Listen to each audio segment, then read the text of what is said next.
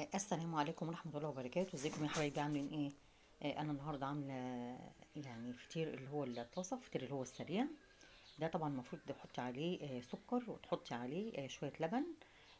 بيبقى جميل جدا. فطار بقى، عشاء، يعني مثلا في وسط النهار كده وعايزين تحلوا باي حاجه حلوه كده سهله كده وبسيطه، هتقومي تعمليه بسرعه كده. ده انا عملته كان عباره عن ايه؟ اقل من نص كيلو دقيق. كان عندي اقل من نص كيلو دقيق. حطيت عليهم شويه ميه دافيه. على فكره الميه الدافيه بتكون احسن بكتير من الميه اللي هي بتاعه الحنفيه الساقعه. ميه دافيه كده يعني حلوه، هتطري لك العجينه بتاعتك بسرعه، و يعني هتخليها حلوه، تاخد وتدي معاك كده ايه بسرعه. مش هتخليها يعني ايه ناشفه كده وجامده، لا، هتخليها طريه كده وحلوه. طيب، ده مبدئيا كده. طب انت حطيتي ايه على الدقيق؟ معلقه سكر. معلقه سكر ورشه ملح. ما تكتريش الملح. معلقه سكر ورشه الملح. وايه الجديد بقى؟ شويه الفانيليا. هتديها ريحة وطعم، بصوا خطير. مفيش بعد كده. هتدي طعم حلو قوي للفطير اللي انت عاملاه.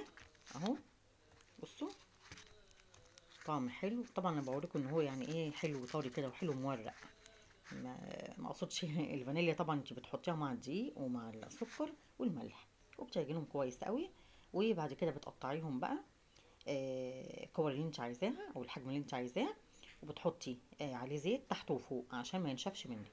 وبتغطيه بكيس بلاستيك كده او اي حاجه. وبتسيبيه يرتاح قيمه ربع ساعه. كله كده على بعضه ما بياخدش في ايديكي، مفيش نص ساعه كده او ساعه زمن. ساعه زمن ايه؟ هو عشان التسويه بس، لكن مش هياخد في ايديكي حاجه خالص. دقيقتين هتعملي العجينه فيهم. هتعجني فيهم. و بيقعد يرتاح طبعا، مش بيخمر، لا فيه خميره ولا بيكنج باودر ولا اي حاجه. بيرتاح قيمة يعني ربع ساعة كده بالكتير. فكله على بعضه كده وهي ساعة زمن. وبتعملي أي حاجة حلوة كده لولادك في ثواني. ما بتطوليش. هما كانوا 4 فطاير بصراحة. اللي هو أقل من نص كيلو دقيق طلع 4 فطاير. طبعا ما قدرتش استنى. كلت لي فطيرة وهي سخنة كده جميلة. والله لو حطيت عليها عسل بتاع ده، ممكن صح. يعني هي جات لي الفكرة. تحطي شوية عسل. عسل ابيض كده ترشيه، واخده بالك. وعليه مثلا شويه لبن، يا اما شويه سكر بودره، شويه لبن. تكليب عسل اسود وطحينه. تكليب جبنه قديمه. اللي يعجبك. فطير مشلتت اهو. اهو عملناه. يعني بأقل حاجه خالص، واخده بالك. اقل من نص كيلو دقيق. لو نفسك يعني ايه تاكلي ايه فطير مشلتت وكده. لو نفسك يعني فيه، واخده بالك. لا، وعندك شويه الدقيق قومي اشتغلي، هيعملك برضو ايه. يعني حلو برضو، كميه فطير حلوه. لو مثلا نص كيلو، اقل من نص كيلو زي حالاتي كده، هيطلعوا 4 فطاير. نص كيلو هيطلع بتاع 6 فطاير كده. جميل جدا وطري. وبسيط خالص. ما خدش في ايدي حاجه خالص والله. وطبعا انتي اللي هتاكلوه كمية اللي هتاكلوها. حطي عليها براحتك خالص بقى السكر مثلا بودره وشويه لبن. لبن عادي، ما تحطيش لبن سخن عشان هي الفطيره بتبقى سخنه. عشان ما يعجنش معاكي. هتحطي تاكليه بقى عادي كده اهو. شويه عسل اسمر شويه، او عليهم شويه طحينه، عسل لوحده ماشي. جبنه قديمه. زي ما بقولك كده. اي حاجه تتاكل ايه جنب الفطير الجميل ده. وفطير سريع اهو وعلى الطاسه، لا شغلنا فرن ولا حاجه. وسهل جدا، هو بسيط. ونجح معانا اهو.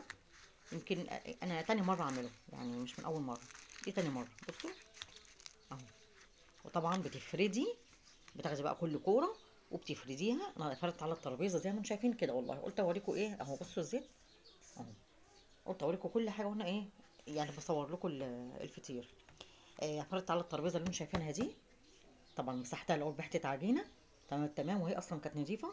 وفردت بقى كل كوره خدتها. بعد ما الفطير ارتاح معايا او الكور ارتاحت معايا. فردت كل كوره. وطبعا بترش بقى ايه رشه كده بسيطه برضو عشان الدهون، ما نكترش السمنه قوي. رشه سمنه بلدي. سمنه اللي هي من العلبه.